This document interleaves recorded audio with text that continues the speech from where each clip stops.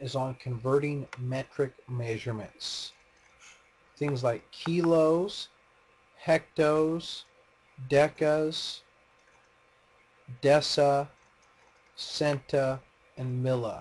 Grams, liters, meters, uh, grams, liters, and meters. So we have a little thing to help us remember. This is a mnemonic.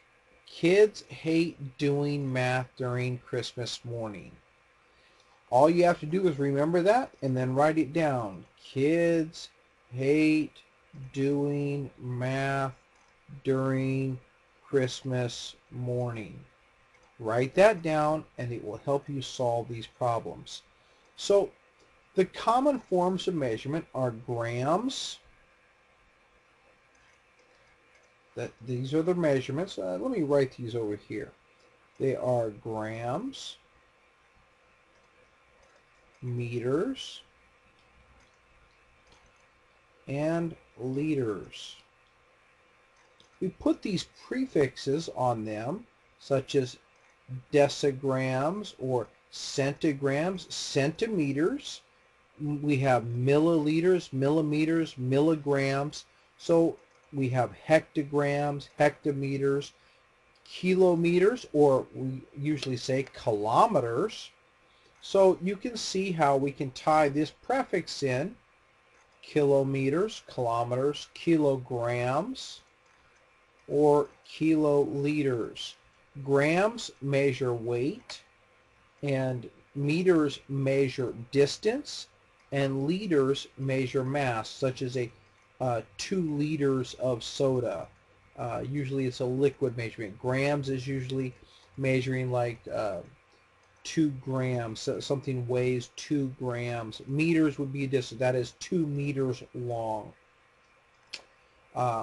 So these are all measurements that probably most of us are becoming familiar with. We're a science school, so we use these types of measurement quite a bit. So they want to know if you can convert 45 grams and you convert that into milligrams, what do you have? Well, grams is going to be found right here. This is, again, grams, meters, and liters is going to be right here down the center. So 45 grams, we'll write that down here, 45.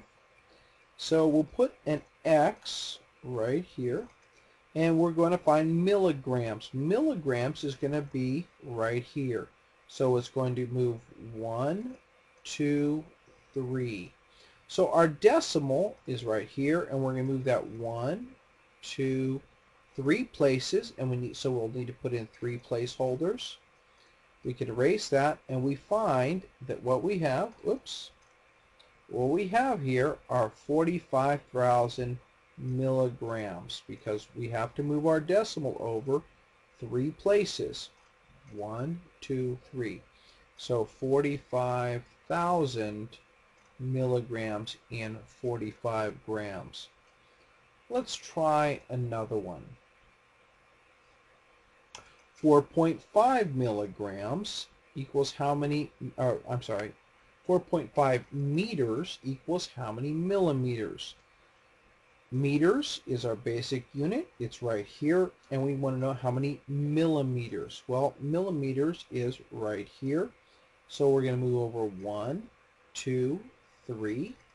And we have 4.5 meters, and we need to move our decimal 3 places. 1, 2, 3. So we're going to need a couple of placeholders. We can move our decimal there. So we have 4,500 millimeters. Remember, we only need to move the decimal. It's not so much that we're adding zeros, we're moving the decimal. So since the decimal is here, we move it 3 places. We only needed 2 placeholders for this. Let's try another one. Now we're talking about centimeters.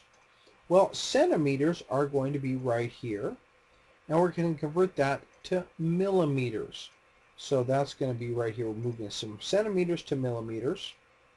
It's only 1 place, so we have 28 centimeters. We move our decimal 1 place, so 280 millimeters. Let's try another one.